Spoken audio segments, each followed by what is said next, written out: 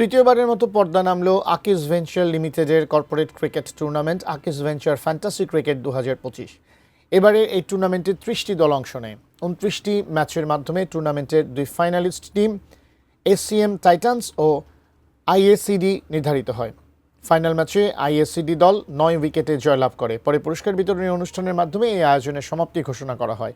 এতে green university of বাংলাদেশের উপাচার্য professor doctor Mohammad Sharifuddin, Akij venture লিমিটেডের CFO Mohammad Mokhlesur Rahman Akhtar, audit GM Zaid Al Mahmudul Hasan Sadi সহ ঊর্ধ্বতন কর্মকর্তাবৃন্দ উপস্থিত ছিলেন।